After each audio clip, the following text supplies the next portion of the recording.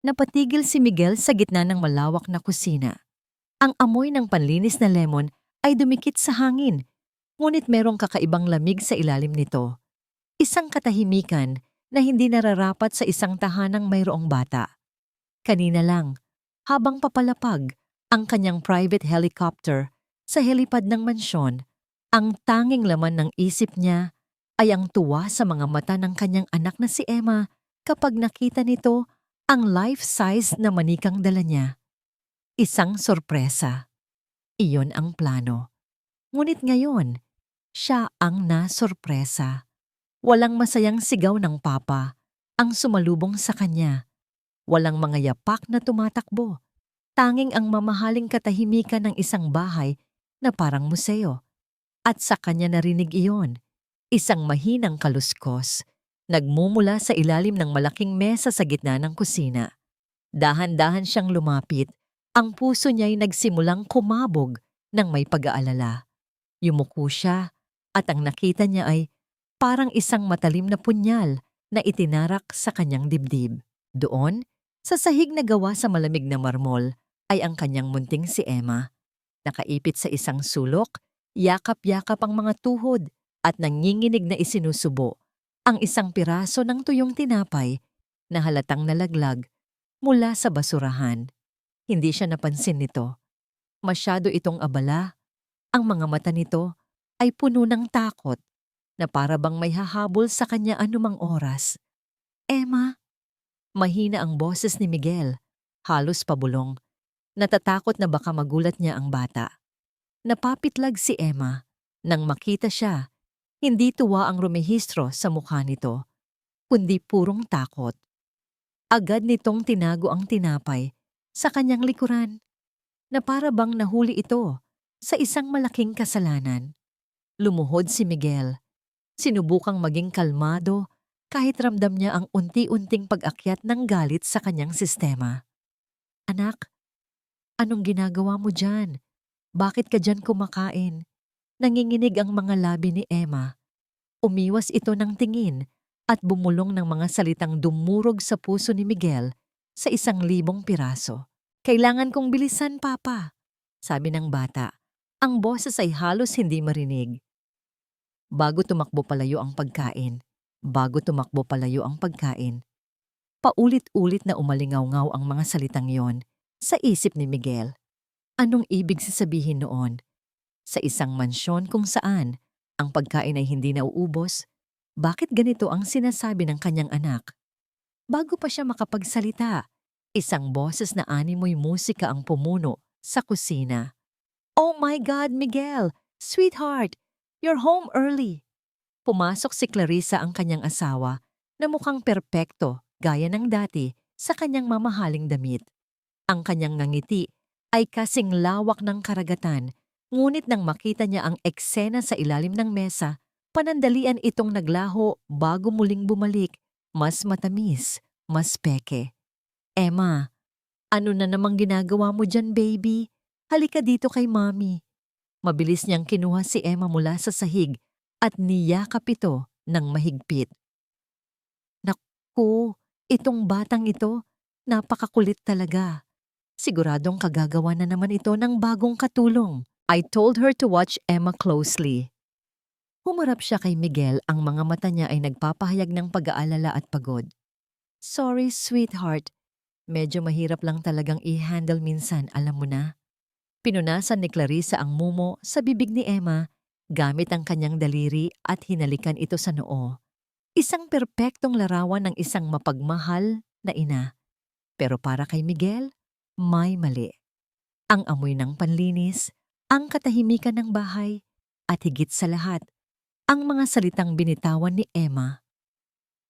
Hindi ito magkakatugma. Ngumiti lang si Miguel, isang pilit ng ngiti.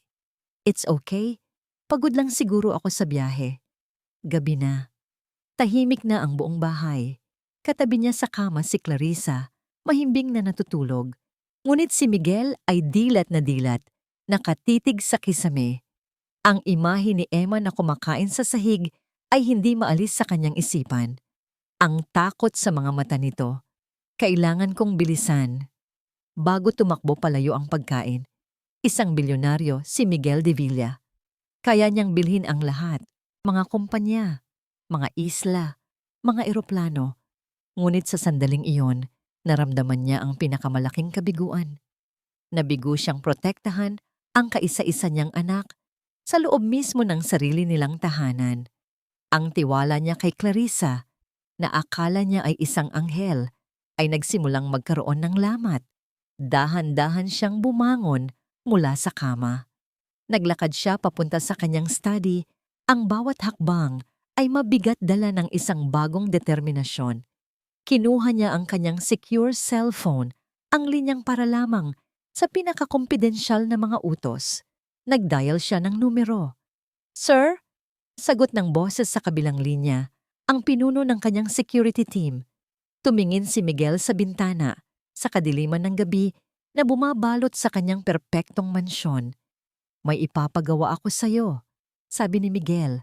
Ang boses niya ay malamig at matigas na parang bakal. "Lahat ng tauhan mo, bukas na bukas din." "Ano po iyon, sir?" Huminga ng malalim si Miguel. Ang desisyon ay buo na sa kanyang isip. Lalagyan ninyo ng hidden cameras ang bawat sulok ng bahay na ito. Ang kwarto ni Emma, ang kusina, ang sala, ang hardin, lahat. At siguraduhin ninyong walang sino man ang makakaalam.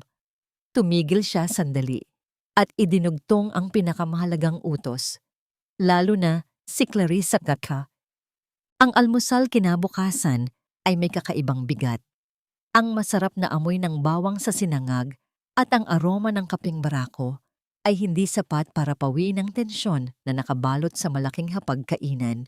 Si Miguel ay nakaupo sa kanyang pwesto, hawak ang isang tablet kung saan binabasa niya kunwari ang mga balita sa negosyo.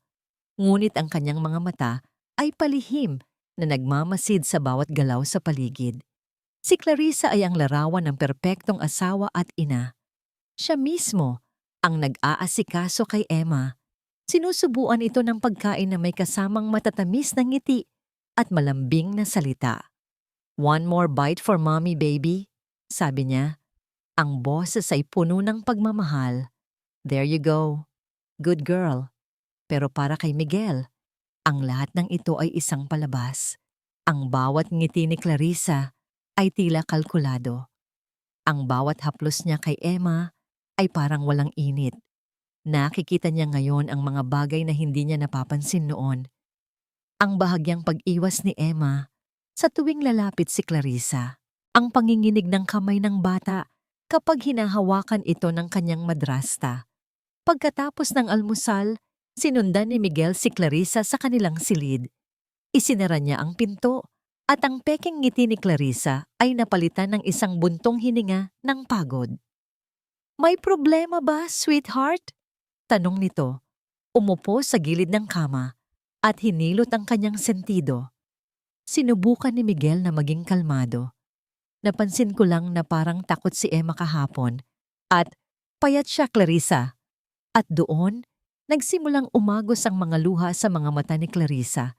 Hindi ito isang hagulgol, kundi tahimik na mga patak ng luha na dumadaloy sa kanyang perpektong mukha. Isang sining ng pag-arte. "Alam ko," sabi niya sa basag na boses. "Miguel, ginagawa ko ang lahat. Pinipilit ko siyang kumain.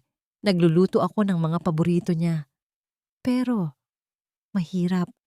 Mahirap alagaan ang isang batang katulad niya. Minsan hindi ko na alam kung ano ang gagawin ko."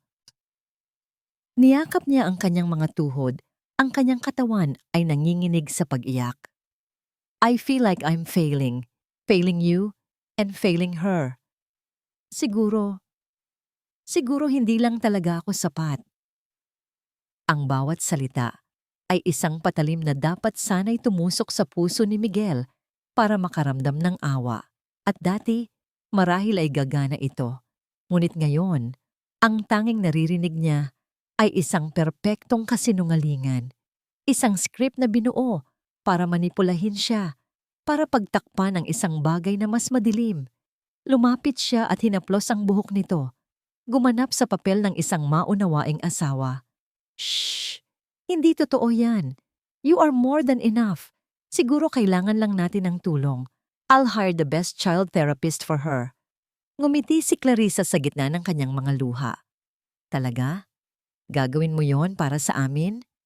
Oo naman, sagot ni Miguel.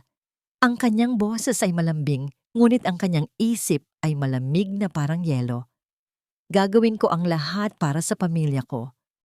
Nang hapong yon, habang si Clarissa ay abala sa kanyang charity meeting, nagkulong si Miguel sa kanyang opisina sa bahay. Hindi isang child therapist ang tinawagan niya, kundi isang matalik na kaibigan mula sa kolehiyo, si Dr. Alex Reyes, isang kilalang child psychologist. Alex, kailangan ko ng opinyon mo, sabi ni Miguel. Hindi na nagpaligoy-ligoy pa. Ikinuwento niya ang lahat, ang pag-uwi niya, ang eksena sa kusina, at ang mga katagang binitawan ni Emma. Natahimik si Alex sa kabilang linya. Miguel, ang sinasabi ng anak mo, yung bago tumakbo palayo ang pagkain, iyan ay isang classic sign ng food anxiety. Madalas mangyari yan sa mga batang nakakaranas ng matinding food deprivation.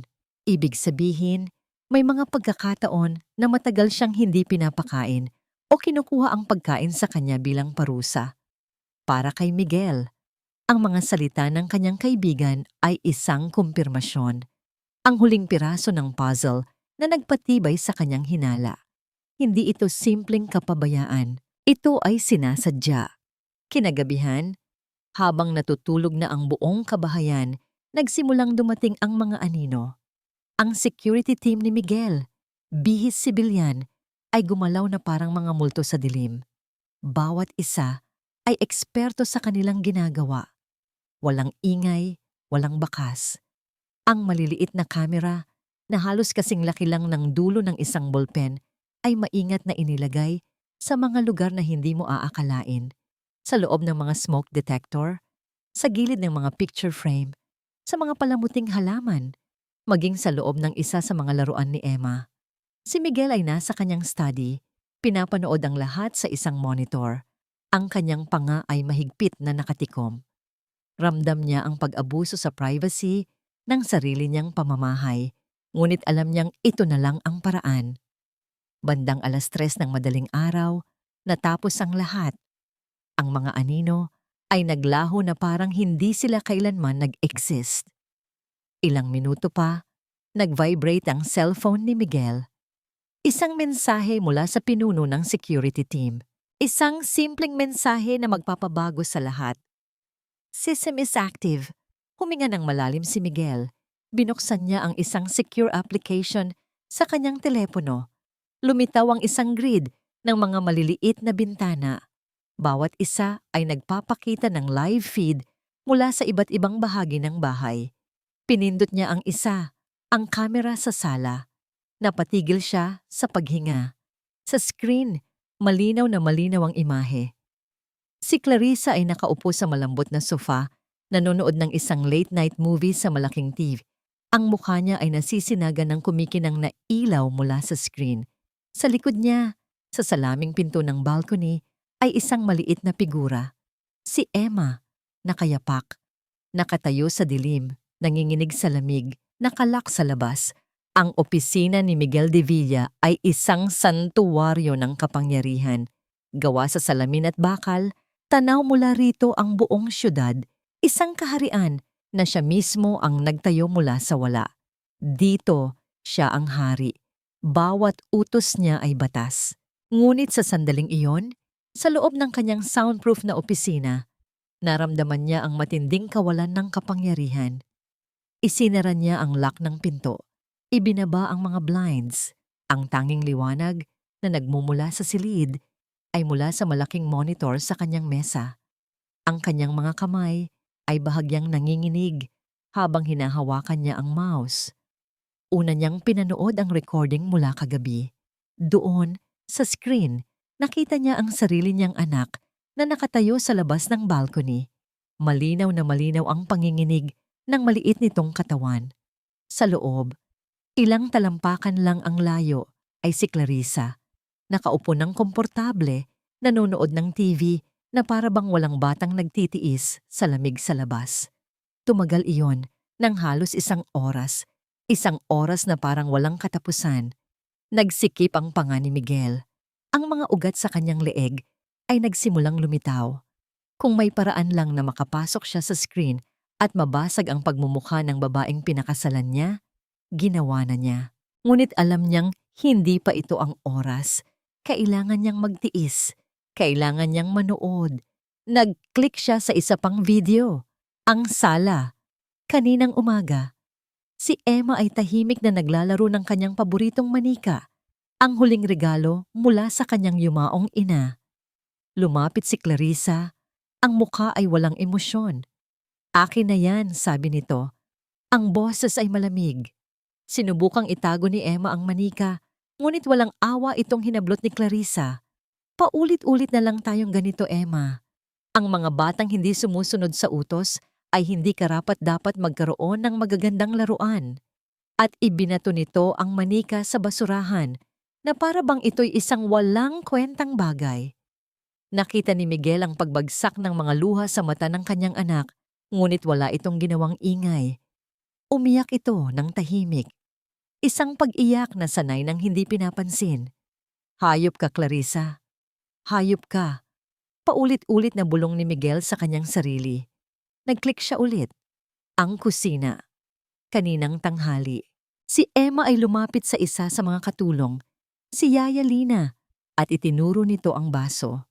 Nauuhaw. Ngunit si Yaya Lina ay tumingin lang dito, umirap, at nagpatuloy sa kanyang ginagawa na parang walang nakita. Pinabayaan nitong nakatayo doon si Emma sa loob ng 10 minuto hanggang sa ito na mismo ang sumuko at umalis. Ang pagkakanulo. Hindi lang ito galing kay Clarissa. Ito ay isang sistema ng kalupitan na itinayo niya sa loob mismo ng pamamahay ni Miguel. Napapikit si Miguel. Bigla niyang naalala ang huling araw ng kanyang asawang si Annalyn. Hawak nito ang kanyang kamay.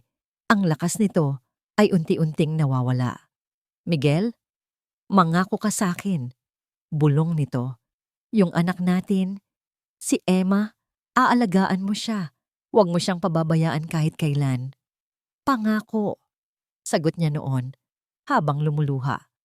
Pangako, mahal ko. Ngayon, ang pangakong yon ay parang isang multo na sumasakal sa kanya. Nabigo siya. Pinabayaan niya ang kanyang anak. Ipinagkatiwala niya ito sa isang demonyo. Huminga siya ng malalim at muling iminulat ang kanyang mga mata. Kailangan niyang tapusin ito. Kailangan niyang makita ang lahat. Itinapat niya ang cursor sa huling video clip. Ang oras ng hapunan. Ang nakita niya ay halos magpadugo sa kanyang mga labi sa tindi ng kanyang pagkagat dito. Si Clarissa at ang dalawang katulong ay masayang kumakain sa dining table. Beefsteak, adobong manok, sari-saring prutas, isang piging. Ilang metro ang layo sa isang maliit na mesa sa sulok ng kusina ay si Emma. Ang pagkain nito, isang mangkok ng kanin. Puti, walang ulam, walang kahit ano. Habang pinapanood niya ito, napansin ni Miguel ang isang bagay. Si Emma ay may hawak na baso ng tubig. Sa kanyang pag-abot sa kanin, aksidenteng natabig ng kanyang siko ang baso. Natapon ang tubig sa sahig. Napatayo si Clarissa. Ang mukha nitong kanina lang ay masaya, ay biglang naging isang nakakatakot na maskara ng galit. Lumakad ito palapit kay Emma. Napaatras si Emma sa takot. Ang maliit na katawan ay nanginig. Itinaas ni Clarissa ang kanyang kamay. At sa sandaling iyon, ang anggulo ng kamera ay naharangan ng isang poste. Hindi nakita ni Miguel kung ano ang sumunod na nangyari. Ang tanging narinig niya ay isang mahinang iyak. Nawala sa sarili si Miguel. Para siyang mababaliw. Hindi! Hindi! Sigaw niya sa harap ng monitor. Sunod-sunod niyang pinindot ang iba't ibang camera feed. Ang camera sa dining room. Ang camera sa hallway. Ang isa pang camera sa kabilang dulo ng kusina. Kailangan niyang makita. Kailangan niyang malaman. Nakatayo si Clarissa sa harap ng isang salamin na kasing laki ng pader sa kanyang walk-in closet. Ang refleksyon niya ay perpekto. Nakasuot siya ng isang silk robe na nagkakahalaga ng sweldo ng isang ordinaryong empleyado sa isang buwan. Ang kanyang buhok ay bagsak na bagsak. Ang kanyang mukha ay walang bakas ng kahit anong emosyon, maliban sa paghanga sa sarili. Para sa kanya, ito ang tunay na Clarissa. Ang reyna, ang babaeng nararapat sa lahat ng karangyaan sa mundo. Ngunit sa tuwing lalabas siya sa kwartong ito, kailangan niyang isuot ang kanyang maskara. Ang maskara ng isang mapagmahal na asawa. Ang maskara ng isang pasensyosang inainahan sa isang batang may kapansanan. Isang nakakapagod na pag-arte. Napabuntong hininga siya. Ang pagdating ni Miguel ay isang abala. Kailangan niyang doblehin ang kanyang pag-iingat, ang kanyang pagpapakitang tao. Kailangan niyang siguraduhin na ang bawat ngiti at yakap ay kapani-paniwala. Lalo na ngayon na nararamdaman niyang may kakaiba sa kilos ng kanyang asawa. Biglang nag-vibrate ang kanyang cellphone na nakapatong sa ibabaw ng isang marmol na vanity table. Isang particular na vibration pattern. Siya lang ang nakakaalam. Agad niyang sinagot ito. Ang boses niya ay pabulong. Ano na naman? Nasaan ang pera, Clarissa? Tanong ng isang lalaki sa kabilang linya. Ang boses ay iritado at nagmamadali. Si Marco. Maghintay ka. Sagot ni Clarissa. Ang kanyang mga daliri ay humigpit sa pagkakahawak sa cellphone. Nandito si Miguel. Kailangan kong mag-ingat. Wala akong pakialam kung nandyan siya. Ang mga pinagkakautangan ko ay hindi marunong maghintay. Sinasabi ko sa'yo, bilisan mo na ang plano. Kailangan ko na ng pera bago pa matapos ang linggong ito. Kung hindi, sinabi ko nang maghintay ka. Putol ni Clarissa. Ang kanyang pabulong na boses ay may bahid na ng galit. Ginagawa ko na ang lahat. Malapit na. Konting tiis na lang. Ibinaba niya ang tawag nang hindi na hinintay ang sagot. Ang kanyang perpektong refleksyon sa salamin ay nabahira na ng inis, mga utang, mga panggigipit. Lahat ng ito ay dahil sa batang yon. Kung wala si Emma, matagal na sanang nasa kanya ang lahat. Hindi na niya kailangan pang magtiis sa ganitong sitwasyon. Lumabas siya ng closet, ang kanyang magandang mukha ay naging isang malamig na bato. Nakita niya si Emma sa gitna ng malawak na silid tulugan, tahimik na nakaupo sa sahig. Sinusubukang ayusin ang sirang paa ng isa sa mga luma nitong laruan. Nang makita siya ni Emma, dahan-dahan itong tumayo. Mayroong pag-asa sa mga mata ng bata. Lumapit ito sa kanya. Ang mga braso ay nakaunat na, para bang humihingi ng yakap. Isang simpleng gesto ng pagmamahal. Ngunit para kay Clarissa, ito ay isang pang-iinsulto, isang paalala ng kanyang pagkaalipin sa papel na ito. Mommy? Mahinang tawag ni Emma. Nang akmang hahawakan na siya ng bata, itinulak siya ni Clarissa. Hindi ito isang simpleng tabig. Ito ay isang malakas na tulak, puno ng galit, at ang pagkasuklam na kanina pa niya pinipigilan. Tumalsik si Emma at bumagsak sa sahig. Ang tunog ng maliit nitong katawan na tumama sa makapal na carpet ay sinundan ng isang nakabibinging katahimikan. Napatingin si Emma sa kanya. Ang mga mata nito ay puno ng gulat at sakit. Hindi ito umiyak, tila ba sanay na ito. Lumuhod si Clarissa, ang kanyang muka ay ilang pulgada na lang ang layo mula sa bata. Ang kanyang boses ay isang nakakakilabot na bulong. Huwag na huwag mo akong hahawakan na parang nanay mo talaga ako.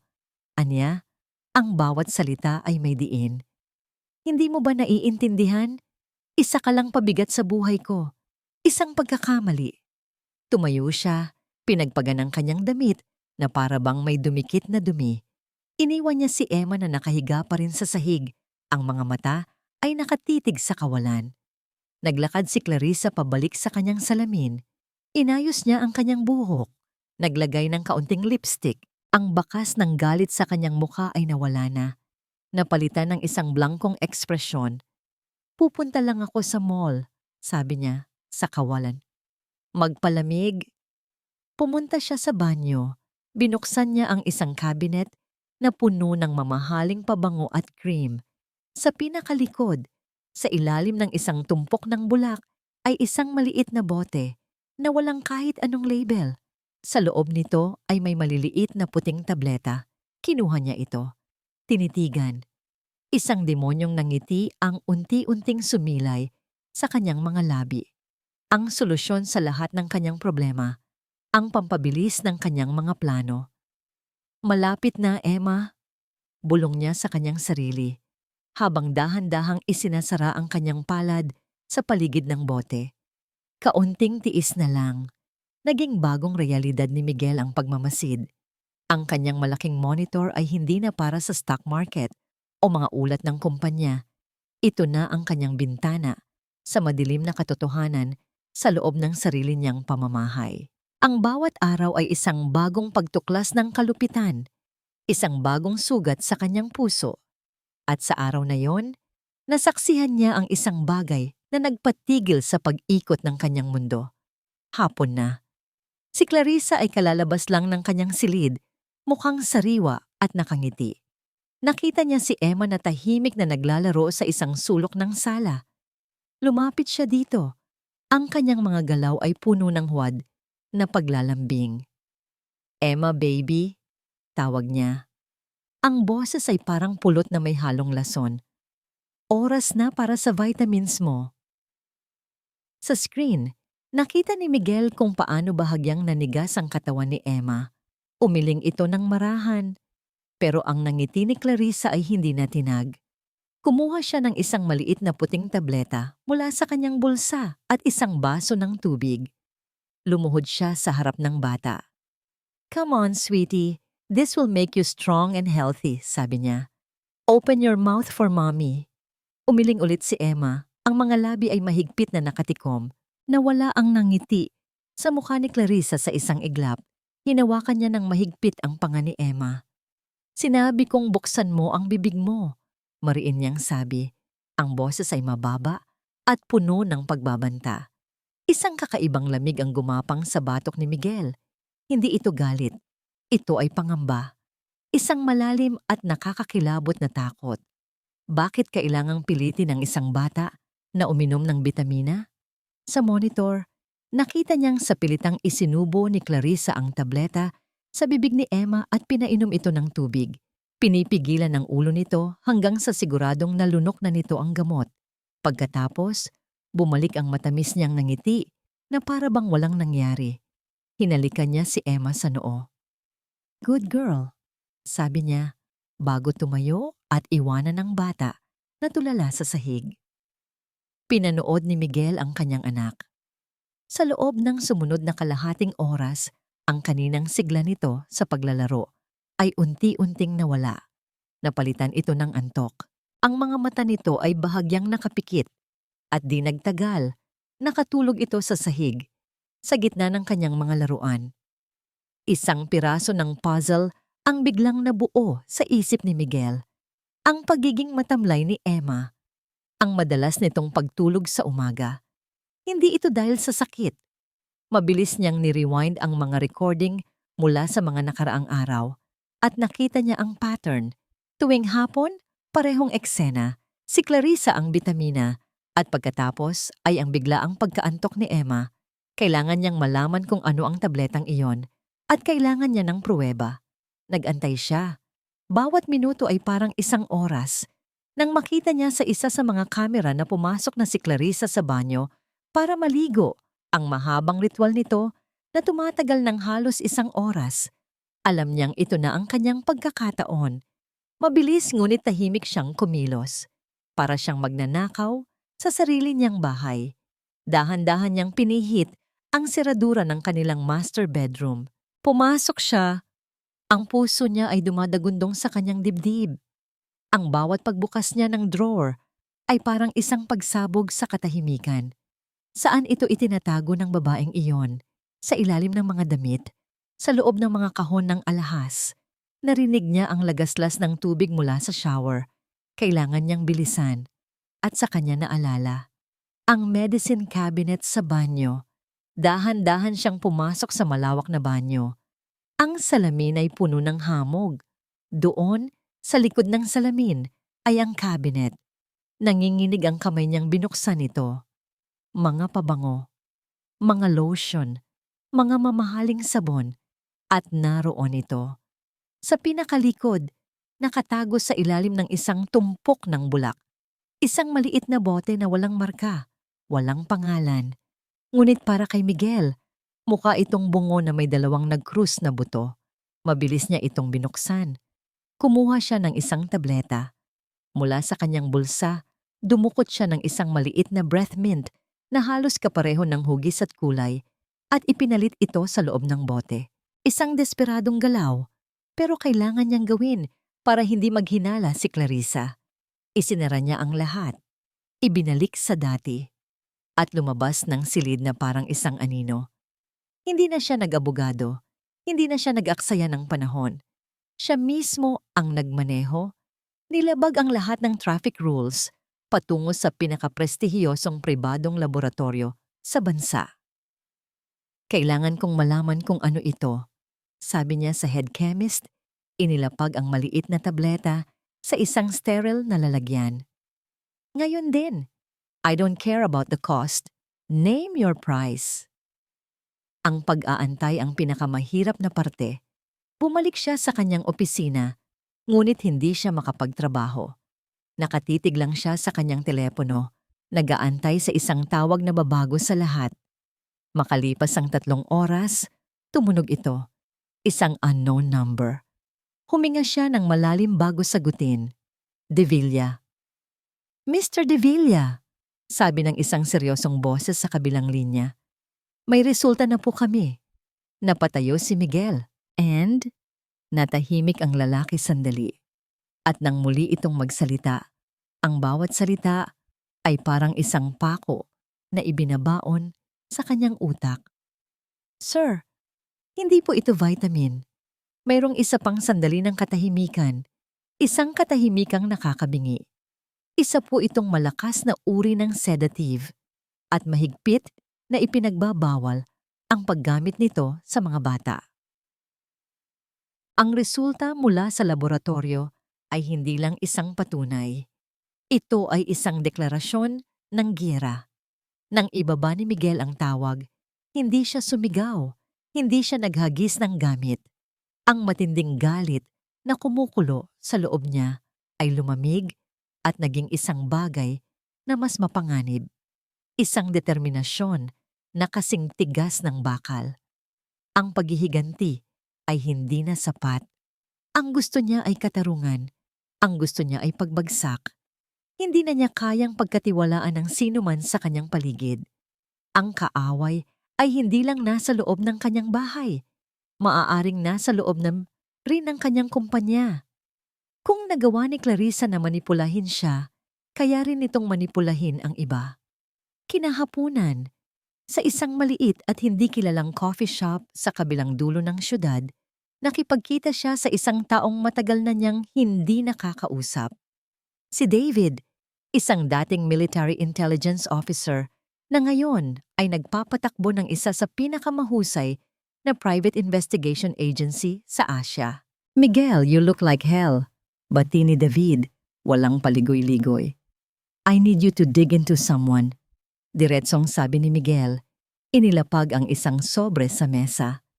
Sa loob nito ay isang litrato ni Clarissa at isang tseke na may napakalaking halaga. Everything. Her past, her friends, her finances, her secrets. I want to know every dirty little thing she's hiding, and I need it fast. Tumango lang si David. Hindi na siya nagtanong. Sa kanilang propesyon, ang mga tanong ay hindi kailangan kapag ganito nakabigat ang sitwasyon. Habang nagtatrabaho si David, bumalik si Miguel sa kanyang opisina at hinarap ang isang bagong kalaban, ang sarili niya. Kailangan niyang magpanggap. Kailangan niyang isuot ang maskara ng isang mapagmahal na asawa, ng isang walang kamalay-malay na bilyonaryo.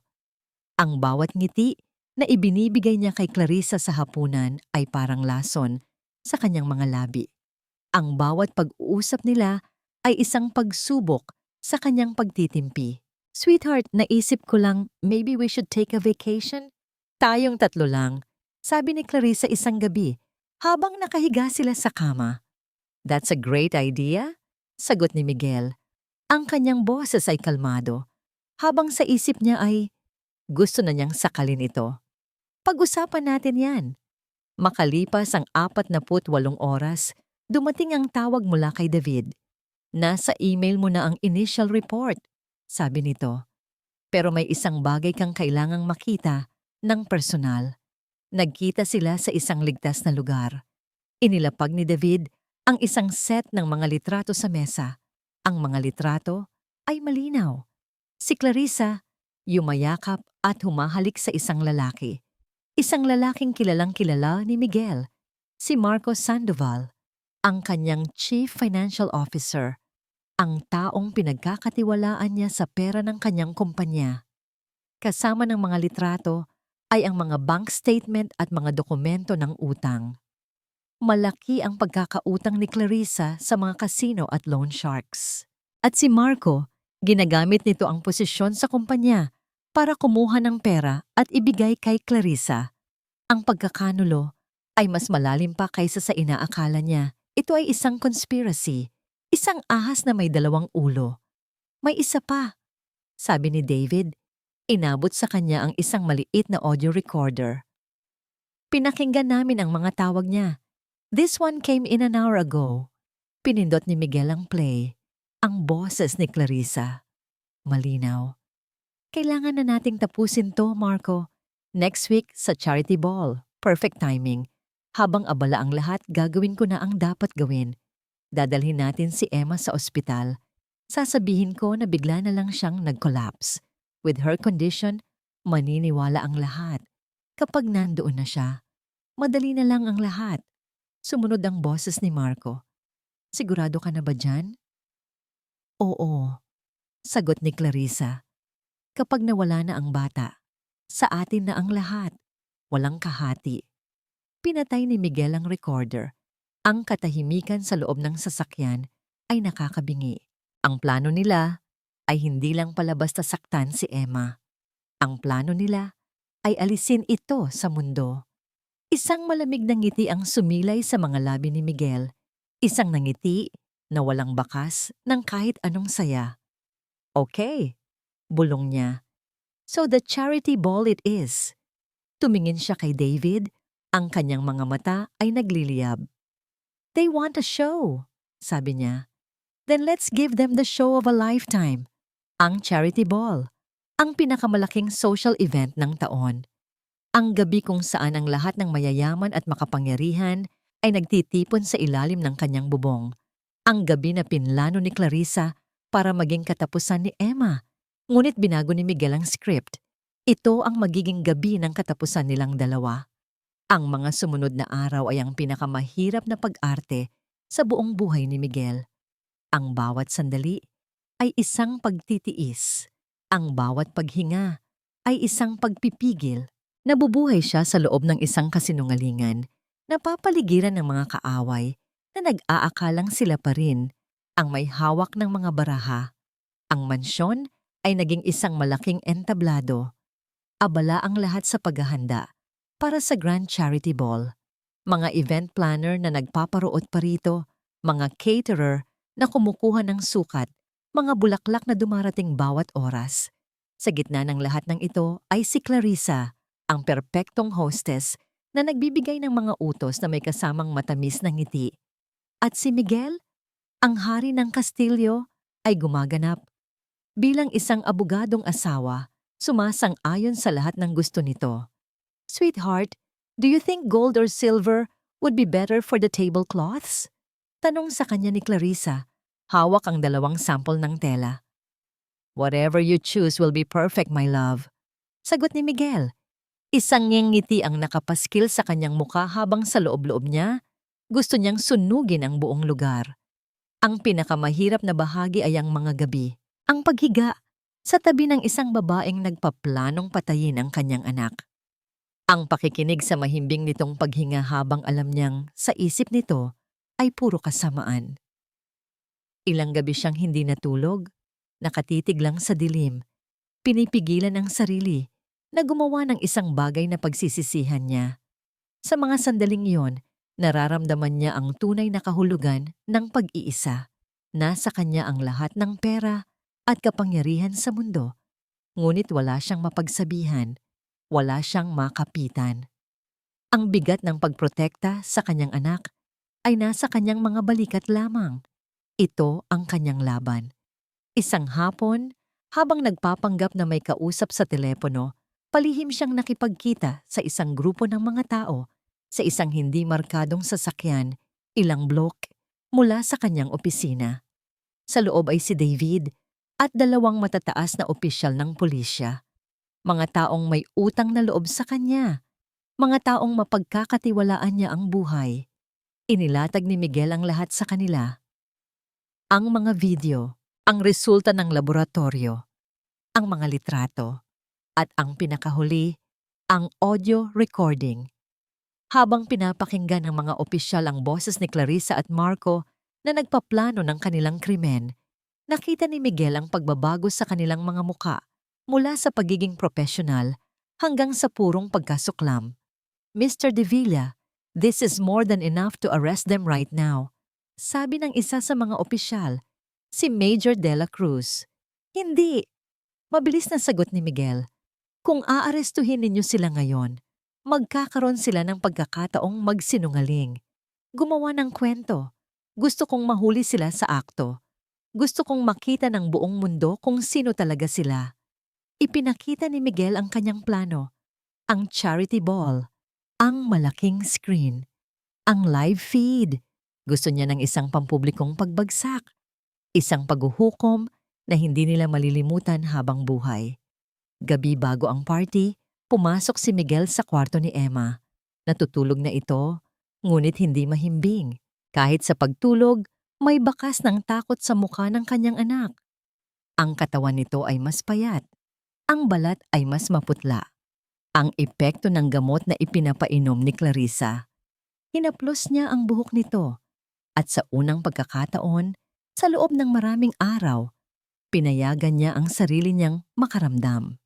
Ang pader na itinayo niya sa paligid ng kanyang puso ay gumuho at isang alon ng sakit, pagsisisi at pagmamahal ang bumuhos. Kasalanan niya ito. Ang kanyang pagiging abala sa trabaho, ang kanyang kapabayaan. Siya ang naglagay sa kanyang anak sa impyernong ito. Patawarin mo si Papa, anak, bulong niya sa natutulog na bata. Babawi ako sa'yo. Pangako. Simula bukas, lahat magbabago. Hinalikan niya ito sa noo. Nang tumayo siya para umalis, isang mahinang boses ang pumigil sa kanya. Papa? Napalingon si Miguel. Gising si Emma. Ang mga mata nito ay nakatitig sa kanya sa dilim. Bakit ka umiiyak, Papa? Hindi na malaya ni Miguel na may mga luha na palang dumadaloy sa kanyang pisngi. Mabilis niya itong pinunasan. Wala, anak. Masaya lang si Papa na nandito ka. Sabi niya, pilit nang ngumingiti. Bago pa siya tuluyang makalabas, nagsalita ulit si Emma. Ang boses nito ay halos hindi marinig. Mommy Clarissa said, aalis na daw ako. Magkikita na kami ni Mama sa heaven. Para kay Miguel, ang mga salitang iyon ay mas masakit pa sa isang bala. Ito na ang huling patunay, ang huling piraso ng ebidensya. Ang plano ni Clarissa ay hindi lang basta pagpapanggap na nagkasakit si Emma. Ang plano niya ay siguraduhing hindi na ito makakabalik. Pumasok si Clarissa sa silid, nakasuot ng isang mamahaling nightgown. Oh, andito ka pala, sweetheart. Pinapatulog ko lang si Emma. Medyo masama ang pakiramdam niya nitong mga nakaraang araw. I think she's getting sick.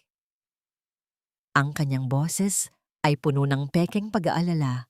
Isang perpektong pag-arte, ang simula ng kanyang script para sa gabing kinabukasan. Nginitian lang siya ni Miguel. Isang ngiting hindi umabot sa kanyang mga mata. Don't worry, my love. I'll take care of everything. Nang gabing iyon, hindi natulog si Miguel. Nagpunta siya sa kanyang security control room, isang lihim na silid sa likod ng kanyang library. Tinitigan niya ang dos-dosenang mga monitor na nagpapakita ng bawat anggulo ng kanyang bahay. Ang kanyang kaharian, ang kanyang entablado. Lahat ay nakahanda na. Ang mga pulis ay nasa labas, nag-aantay ng kanyang hudyat. Ang kanyang mga tauhan ay alam na ang gagawin. Ang mga video ay naka-cue na. Ang kailangan na lang ay ang pag-angat ng kurtina.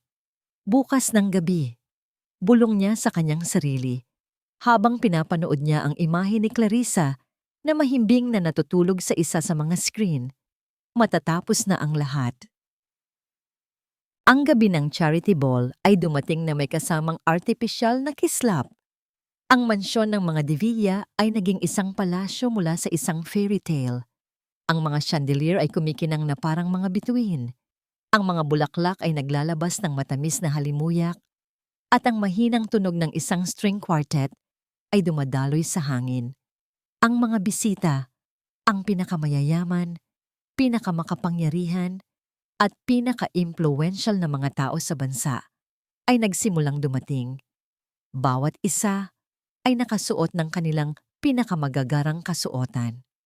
Mga politiko, mga kapabilyonaryo, mga celebrity. Isang pagtitipon ng mga elite. Sa gitna ng lahat, si Clarissa ay ang araw kung saan umiikot ang lahat. Nakasuot siya ng isang makinang na pulang gown. Na yakap ang kanyang perpektong katawan.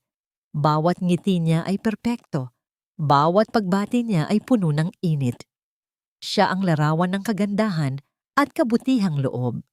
Walang sino man ang makakapagsabi na sa likod ng magandang mukha na yon ay nagtatago ang isang mamamatay tao. Nakatayo sa tabi niya si Miguel, tahimik at kalmado.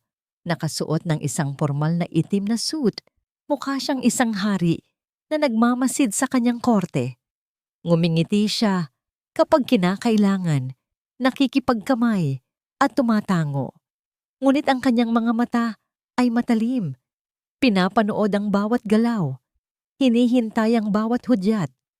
Nakita niya si Marco Sandoval, ang kanyang CFO na pumasok.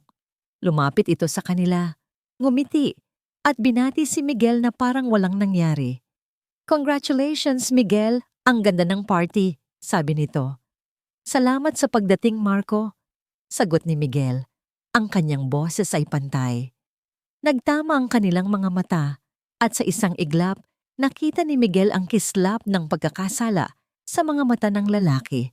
Ngunit mabilis itong nawala. Sa isang sulok, nakita ni Miguel si David, ang kanyang private investigator, na nakahalo sa mga bisita.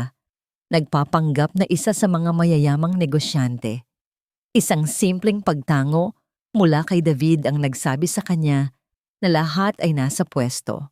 Ang mga pulis ay nasa labas, naghihintay na parang mga lobo. Ang gabi ay nagpatuloy. Nagbigay ng talumpati si Clarissa. Nagsalita siya tungkol sa kahalagahan ng pagtulong sa mga batang nangangailangan. Nagsalita siya tungkol sa pag-ibig, pamilya at pag-asa. Ang kanyang mga salita ay puno ng emosyon at ang mga bisita ay nakikinig ng may paghanga. May ilan pa ngang napaluha. Para kay Miguel, ang bawat salita ay isang insulto, isang kasinungalingan. Pagkatapos ng talumpati, habang abala ang lahat sa pagkain at pag-uusap, lumapit si Clarissa sa kanya. "Sweetheart," bulong nito. Ang kanyang mukha ay puno ng pekeng pag-aalala. "Masama pa rin talaga ang pakiramdam ni Emma. Ibinigay ko na ang gamot niya kanina, pero parang lalo siyang nanghina. Maybe I should call a doctor." Ito na, ang simula ng kanyang palabas. Hinawakan ni Miguel ang kamay nito. "Ako na ang bahala, my love. Mag-enjoy ka lang sa party. You deserve it." Hinalikan niya ito sa pisngi. Isang halik na kasing lamig ng yelo. Ilang minuto pa, umakyat si Miguel sa entablado. Kinuha niya ang mikropono mula sa MC. Ang mahinang usapan sa bulwagan ay unti-unting humina hanggang sa naging isang ganap na katahimikan. Lahat ng mata ay nakatuon sa kanya. Magandang gabi sa inyong lahat. Simula niya. Ang kanyang boses ay malakas at malinaw. Salamat sa inyong pagdalo ngayong gabi. Your generosity will help a lot of children in need. Kumiti siya. My wife, Clarissa, has done a wonderful job organizing this event. She is the heart of this family. And tonight, I have a special presentation. Isang sorpresa, hindi lang para sa inyo, kundi para na rin sa kanya. Isang video na nagpapakita kung gaano siya kahalaga sa amin, lalo na sa aming anak na si Emma. Nakita niya ang pagkalito sa mukha ni Clarissa na mabilis na palitan ng isang nangiti ng pagmamalaki. Akala niya ito ay isang tribute para sa kanya. Lights please, utos ni Miguel. Ang mga ilaw sa bulwagan ay dahan-dahang namatay, maliban sa isang spotlight na nakatutok sa malaking puting screen sa likod ng entablado. Ang atensyon ng lahat ay naroon, nag-aabang. Nag-umpisa ang video, ngunit ang unang imahe na lumitaw ay hindi isang masayang larawan ng pamilya. Ito ay isang itim at puting kuha, mula sa isang anggulo na tila nakatago. Ang imahe ng kusina, gabi, at si Emma kumakain ng tirang tinapay sa sahig. Narinig ang mga bulungan mula sa mga manonood. Si Clarissa na nakatayo sa harap ay nanigas. Ang nangiti sa kanyang muka ay naglaho. Ang video ay nagpatuloy. Sunod-sunod na mga eksena ang lumabas. Si Clarissa itinatapon ang laruan ni Emma, ang katulong na hindi nagbibigay ng tubig. Si Emma, natutulog sa sahig pagkatapos painumin ng abitamina. Si Clarissa, itinutulak si Emma. Ang bawat eksena ay parang isang sampal sa mukha ng bawat manonood. Ang katahimikan sa bulwagan ay naging isang katahimikan na puno ng pagkabigla at hindi paniniwala. At saka lumabas ang huling eksena. Ang pinakamalinaw sa lahat. Si Clarissa, sa pilitang isinusubo ang tableta sa bibig ni Emma. Sinabi kong buksan mo ang bibig mo. Ang boses ni Clarissa na pinalakas ng sound system ay umaling-awngaw sa buong bulwagan. Hindi na parang musika, kundi parang isang sigaw mula sa impyerno. Huminto ang video, bumukas ang mga ilaw. Lahat ng mata ay nakatingin ngayon kay Clarissa. Ang kanyang magandang mukha ay putlang-putla. Ang kanyang mga mata ay nanlalaki sa takot at pagkabigla. Ang maskara ay nahulog na. Ang katahimikan sa loob ng bulwagan ay parang isang bombang sasabog. Ang mga bisita ay nakatayo na parang mga estatwa. Ang kanilang mga mukha ay nagpapakita ng iba't ibang emosyon, pagkagulat, pagkalito, at unti-unting pagkasuklam.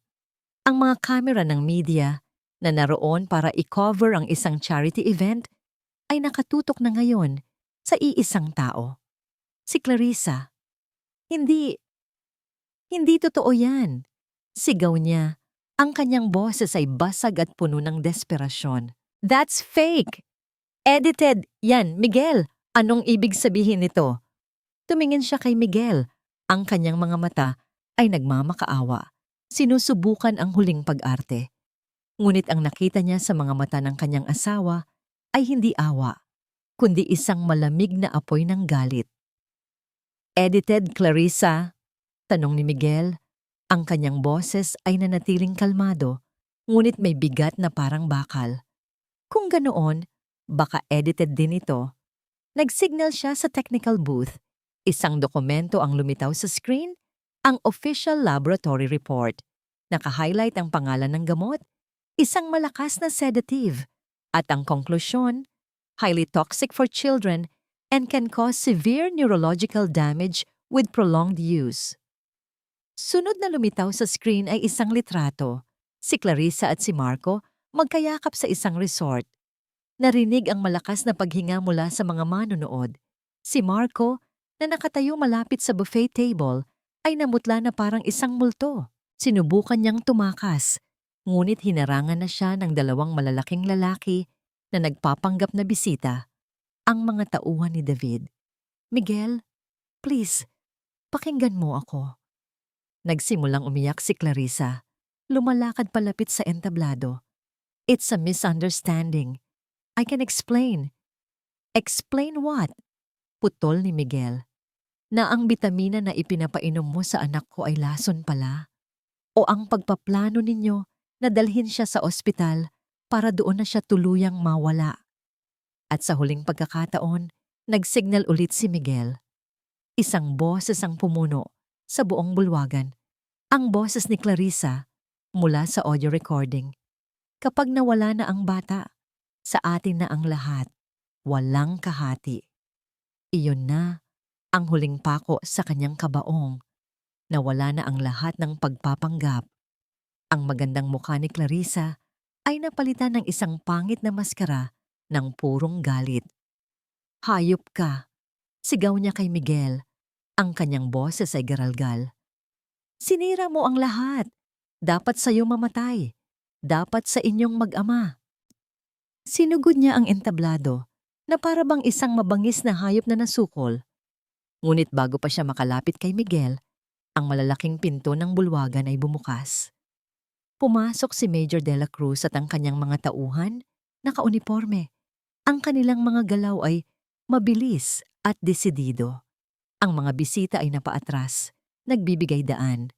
Ang gabi ng selebrasyon ay naging isang crime scene. Clarissa de Villa, Marco Sandoval, arestado kayo sa salang attempted murder, child abuse at conspiracy. Anunsyo ni Major De La Cruz. Ang kanyang boses ay umalingaw-ngaw sa buong lugar. 2 pulis ang humawak sa mga braso ni Clarissa. Nagpumiglas siya, sumigaw, nagmura, ngunit wala na siyang lakas laban sa batas.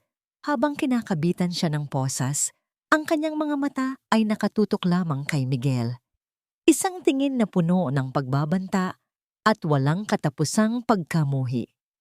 Inaresto rin si Marco at ang 2 katulong na kasabwat na kanina pa nanginginig sa takot sa isang sulok. Isa-isa silang inilabas sa harap ng daan-daang mga mata at kumikinang na mga camera flash. Ang kanilang pagbagsak ay kumpleto at pampubliko. Nang mawala na sila at ang mga pulis, isang nakabibinging katahimikan ang muling bumalot sa bulwagan.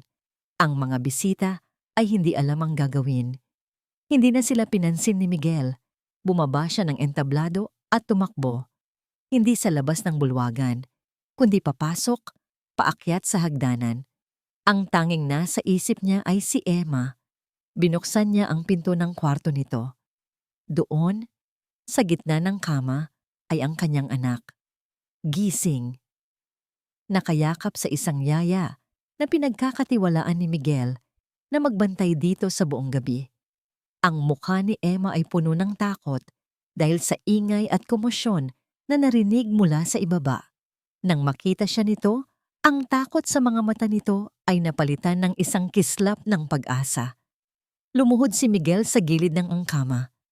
Hindi na niya napigilan ang mga emosyong kanina pa niya itinatago. Ang galit, ang sakit, ang pagsisisi, at ang higit sa lahat, ang napakalawak na pagmamahal para sa batang nasa harap niya. Hinawakan niya ang maliliit nitong kamay. At sa unang pagkakataon, sa loob ng napakaraming taon, si Miguel de Villa, ang bilyonaryo, ang hari, ang taong hindi kailanman nagpapakita ng kahinaan, ay napahagulgol na parang isang bata. Niyakap niya ang kanyang anak. Ang kanyang katawan ay nanginginig sa bawat hikbi. Patawarin mo si Papa, anak. Paulit-ulit niyang bulong-ong. Patawarin mo si Papa. I'm so sorry. Lumipas ang 6 na buwan. Ang iskandalo ng charity ball ay dahan-dahang nawala sa mga headline na palitan ng mga bagong balita. Si Clarissa at Marco ay napatunayang nagkasala at nahatulan ng habambuhay na pagkakakulong. Ang kanilang mga kasabwat ay nakatanggap din ng mahahabang sentensya. Natapos na ang kaso, nakuha na ang katarungan. Ngunit para kay Miguel, ang tunay na trabaho ay noon palang magsisimula. Isang araw, binasa niya ang balita tungkol sa paghatol sa kanila sa kanyang tablet habang nakaupo sa terrace ng kanyang bagong bahay. Isang simpleng bahay na gawa sa kahoy at salamin, nakatayo sa isang burol na tanaw, ang asul na karagatan, malayo sa ingay at gulo ng syudad. Pagkatapos basahin ang huling pangungusap, isinara niya ang tablet. Hindi siya nakaramdam ng saya o tagumpay, tanging isang pakiramdam ng kaluwagan. Isinara na niya ang kabanatang yon ng kanyang buhay. Hindi na niya kailanman lilingunin pa. Ang mansyon ay naibenta na. Ang malaking bahagi ng kanyang shares sa kumpanya ay ipinagbili na rin. Nag-resign siya bilang CEO. Tinalikuran niya ang kahariang siya mismo ang nagtayo. Dahil natagpuan niya ang isang mas mahalagang kayamanan. Papa! Isang maliit na boses ang tumawag sa kanya. Lumingon si Miguel at nakita si Emma na tumatakbo palapit sa kanya mula sa hardin. May daladalang isang maliit na pala at isang paso. Sa tulong ng therapy at ng isang mapagmahal na kapaligiran, si Emma ay unti-unting nagbabago. Ang takot sa kanyang mga mata ay napalitan na ng sigla. Ang kanyang katahimikan ay napalitan na ng mga salita at halakhak.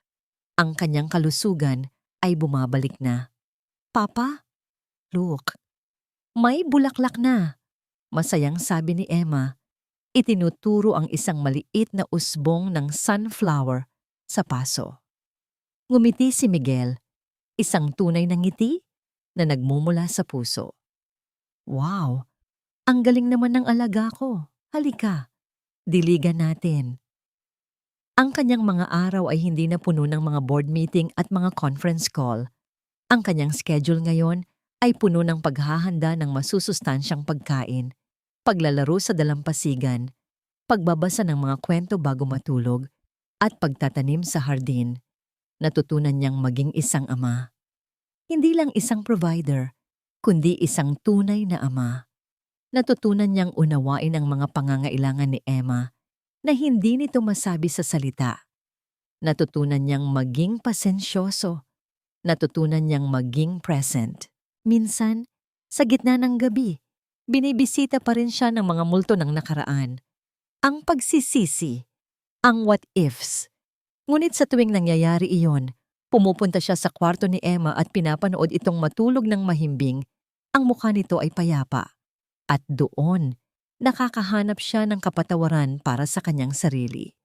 Nang hapong iyon, habang magkatabi silang nagdidilig ng mga halaman, ang ginintuang sinag ng papalubog na araw ay tumatama sa kanilang mga mukha. Huminto si Emma at tumingin sa kanya. Papa, sabi nito. Ang boses ay malinaw at puno ng pagmamahal. I love you. Niyakap ni Miguel ang kanyang anak ng mahigpit.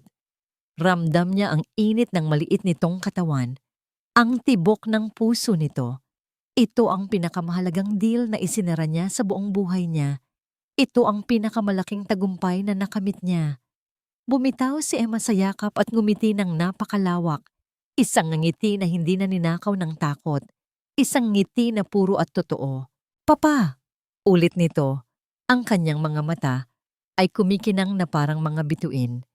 Sa unang pagkakataon, hindi lang ito isang salita. Para kay Miguel, ito ang pinakamagandang tunog sa buong mundo. Ito ang tunog ng pag-asa, ang tunog ng pagpapagaling, ang tunog ng isang bagong simula.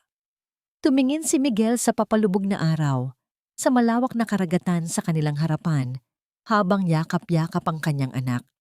Hindi niya alam kung ano ang dala ng bukas, pero isa lang ang sigurado siya. Ano man ang mangyari, haharapin nila itong magkasama. Ang kanilang paglalakbay ay ngayon pa lang nagsisimula. At dito nagtatapos ang kwento ni na Miguel at Emma. Mula sa kaibuturan ng aking puso, maraming salamat sa inyong walang sawang pagsubaybay at pagsama sa bawat kabanata ng kanilang paglalakbay. Ang pagsulat ng kwentong ito ay isang emosyonal na biyahe para sa akin. May mga pagkakataong ramdam ko ang bigat ng galit ni Miguel, ang takot ni Emma, at ang lamig ng pagkakanulo. Ngunit sa bawat salitang isinusulat, ang laging nangingibabaw ay ang hindi natitinag na pag-asa. Pag-asa na sa kabila ng pinakamatinding kadiliman, laging may sisikat na liwanag. Sana, sa pamamagitan ng kanilang kwento, na ipaalala sa atin na ang pinakamahalagang yaman sa mundo ay hindi ang salapi, kundi ang oras at pagmamahal na ibinibigay natin sa ating mga pamilya. Ito ay isang testamento sa walang kapantay na pag-ibig ng isang ama at sa kapangyarihan ng pagpapatawad upang hilumin ang pinakamalalim na mga sugat. Nais kong marinig ang inyong mga saloobin. Anong bahagi ng kwento ang pinakatumago sa inyong puso? Huwag kayong mag-atubiling ibahagi ito sa comment section sa ibaba. Muli, ako po ang inyong tagasulat at tagapagkwento. Buong pusong nagpapasalamat. Hanggang sa susunod nating kwento.